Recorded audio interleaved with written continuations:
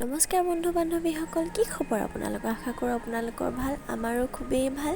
আজি বনাবলৈ ওলাইছোঁ একদম চিম্পলকৈ এখন নিৰামিষ থালি। প্ৰথমতে বেঙেনাটো পুৰি লৈছোঁ। যিহেতু জুইৰ ব্যৱস্থা নাই, সেইটো কাৰণে গেছতে পুৰিছোঁ। যিহেতু বেঙেনা পিটিকা বনাম, পিটিকা বুলি ক'লে পিঁয়াজ নহ'লেতো নহ'ব নহয় জানো। মই কিন্তু কেঁচা পিঁয়াজ খাই বেয়া পাওঁ, সেইবাবে এনেকৈ পিঁয়াজখিনি এনেদৰে কেৰাহীখনতে অকণমান গৰম কৰি ল'ম, যাতে পিটিকাখিনি দিলে পিছত খালে মুখখন বেয়া লাগি নাথাকে।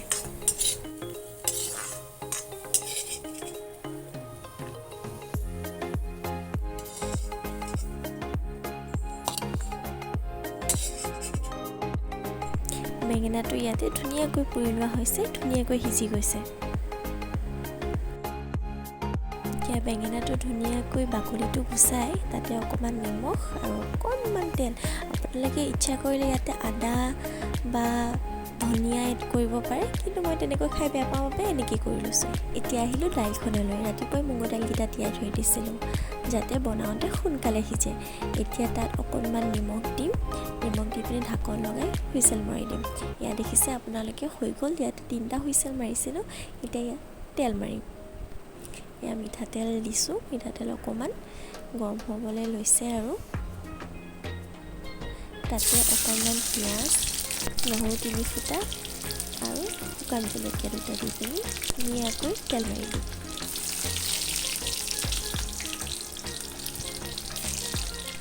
যিহেতু মই দাইলখিনি বইল কৰোঁতে হালধি দিয়া নাছিলোঁ, এতিয়া ইয়াতে হালধি দি দিছোঁ তেলতে। তাৰপিছতে ইয়াতে দিছোঁ। এতিয়া অকণমান উতলিছে, তাৰপিছত ঢাকনখন মাৰি এটা হুইচেল মাৰিম।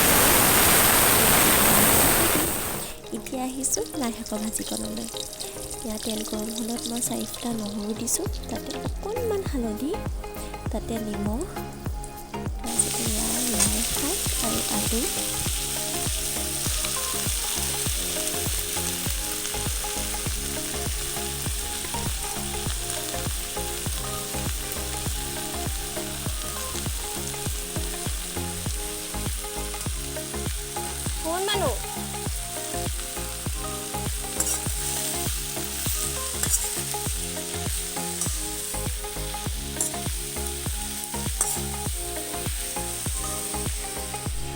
এতিয়া ইয়াতে বুটমাহ কেইটামানো লগতে দি দিম, তেতিয়া খাই বেছি ভাল লাগে দিয়কচোন।